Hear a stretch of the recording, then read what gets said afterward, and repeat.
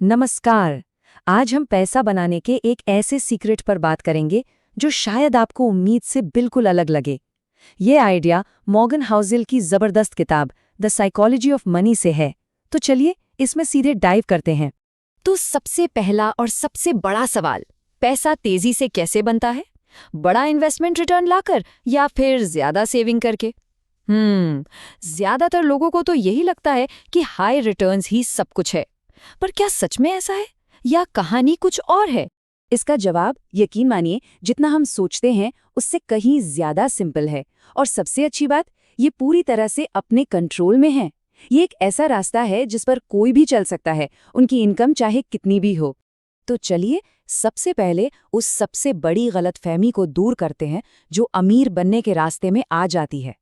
और हैरान करने वाली बात यह है कि इसका इनकम या इन्वेस्टमेंट की समझ से दूर दूर तक कोई लेना देना नहीं है। पॉइंट ये है कि कोई कितना कमाता है उतना मैटर नहीं करता। असली बात यह है कि उसमें से रखा कितना जाता है, मतलब सेविंग रेट क्या है। इनकम ज़्यादा हो तो अच्छा है, बिल्कुल, लेकिन अगर सेविंग रेट कम है ना, तो वेल्थ बनाना लगभग इम्पॉसिबल है। अच्छा, इस प्रिंसिपल को और अच्छे से समझने के लिए ना चलिए हिस्ट्री से एक बहुत ही इंटरेस्टिंग एनालॉजी लेते हैं। इससे इस कॉन्सेप्ट की पावर एकदम क्लियर हो जाएगी, बिल्कुल अलग कॉन्टेक्स्ट में। तो बात है 1970s की। पूरी दुनिया में एक डर फैल गया कि तेल यानी ऑयल खत्म होने वाला है। अब दो ही रास्ते थे। पहला, और ज्यादा तेल ढूंढो, जो कि आसान नहीं था।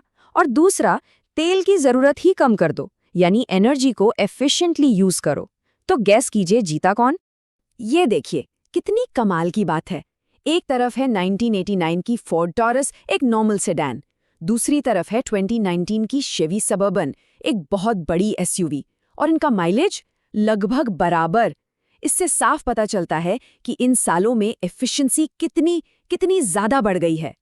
और ये चार्ट तो पूरी कहानी साफ कर देता है। अमेरिका में 1975 से लेकर आज तक ऑयल और गैस का प्रोडक्शन 65% बढ़ा, ठीक है, लेकिन उसी टाइम में एनर्जी एफिशिएंसी वो 100% से भी ज्यादा बढ़ गई, यानी डबल से भी ज्यादा। इसका मतलब साफ है, बचाना यानी एफिशिएंसी नया पैदा करने से कहीं ज्यादा पावरफुल साबित हुआ। तो इस एनर्जी क्राइसिस की कहानी का पर्सनल फाइनेंस से क्या लेना देना है? चलिए इस कनेक्शन को समझते हैं, क्योंकि ये बहुत जरूरी है। देखिए, बिल्कुल सीधा साधा कंपैरिजन है।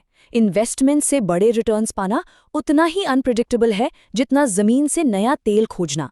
लेकिन अपनी सेविंग रेट को कंट्रोल करना, ये बिल्कुल वैसा ही है जैसे एनर्जी का इस्तेमाल कम करना। सर्टेन, प्रिडिक्टेबल और पूरी तरह से अपने कंट्रोल में। वेल्थ की डेफिनेशन को ना बिल्कुल सिंपल रखते हैं।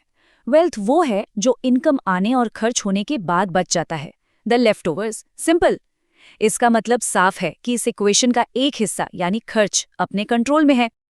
लेकिन सवाल ये है कि अगर सेविंग करना इतना आसान है, इतना स्ट्रेट फॉरवर्ड है, तो लोग कर क्यों नहीं पाते? इसका जवाब साइकोलॉजी में है, और इसका सीधा कनेक्शन हमारे ईगो यानी अहंकार से है। और ये एक बहुत ही पावरफुल आइडिया है। सेविंग क्या है? ये आपकी इनकम और आपके ईगो के बीच का गैप है। सोचिए इसके बारे में। अक्सर लोग जरूरत के लिए नहीं खर्चते, वो इसलिए खर्चते हैं ताकि दूसरों को दिखा सकें कि उनके पास पैसा है। ये खर्च ईगो से चलता है। तो इस गैप को यानी अपनी सेविंग को बढ़ाएं कैसे? सिर्फ ज्यादा कमाकर नहीं, बल्कि अपनी ह्यूमिलिटी यानी विनम्रता बढ़ाकर। इसका मतलब क्या है? सिंपल, कम खर्च करो, चीजों की इच्छा कम करो, और सबसे इम्पॉर्टेंट, इस बात की परवाह करना बंद कर दो कि दूसरे आपके बारे में क्या सोचते हैं। अच्छा, अब आते हैं असली मुद्दे पर। जो पैसा बचाया गया है उसका आखिर फायदा क्या है? इसका रिटर्न सिर्फ इंटरेस्ट रेट से नहीं नापा जा सकता। इसकी असली वैल्यू, इसकी असली कीमत कहीं ज्यादा बड़ी है। एक सवाल है, मान लीजिए पैसा बैंक में पड़ा है और उस पे 0% इंटरेस्ट मिल रहा है। 0। तो इसका रिटर्न क्या है? क्या ये बेकार है? बिल्कुल नहीं। इसका रिटर्न दिखता नहीं है, पर है बहुत पावरफुल। ये हैं उसके असली अनदेखे रिटर्न्स। अपने वक्त पर कंट्रोल, अपनी मर्जी से रास्ता बदलने की आज़ादी, ऑप्शंस और फ्लेक्सिबिलिटी। ये आपको चिंता से दूर रखता है और सही मौके का इंतजार करने की ताकत देता है। बेसिकली बचत से आप आज़ादी खरीदते हैं। ये कोट इस बात को बहुत खूबसूरती से समझाता है। हर एक रुपया जो आप बचाते हैं, वो फ्यूचर के उस हिस्से को जो शायद किसी और का होने वाला था, वापस लेकर खुद को देने जैसा है। यानी आप अपना फ्यूचर, अपना वक्त वापस खरीद रहे हैं। और आज की इस हाइपर कनेक्टेड दुनिया में ये आइडिया पहले से कई ज़्यादा इंपॉर्टेंट हो गया है। चलिए देखते हैं क्यों। देखिए, आज की दुनिया में कंपटीशन लोकल नहीं है। टेक्नोलॉजी की वजह से हम सब पूरी दुनिया से compete कर रहे हैं। हर फील्ड में, हर जगह से बेस्ट लोग, बेस्ट टैलेंट अब कंपटीशन में हैं। तो ऐसी दुनिया में जहां हर कोई स्मार्ट है, जहां सबके पास इन्फॉर्मेशन है, वहां सिर्फ स्मार्ट होना काफी नहीं है। असली एडवांटेज, असली बढ़त इंटेलिजेंस से नहीं, फ्लेक्सिबिलिटी से आती है, यानी बदलते हालात के हिसाब से खुद को ढालने की काबिलियत। और यहीं पर सारी कहानी जुड़ जाती है।